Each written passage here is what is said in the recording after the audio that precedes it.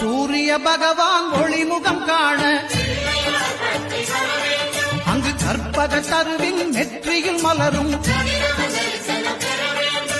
சூரிய பகவான் ஒளிமுகம் காண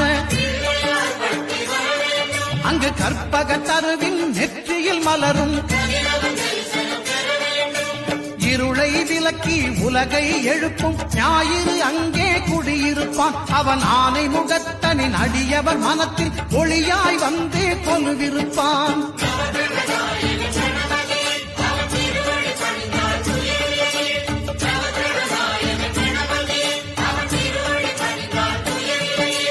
ஒன்பது கோளும் ஒன்றாய் காண அங்கு கற்பகம் என்னும் கடவுளின் மெய்யில்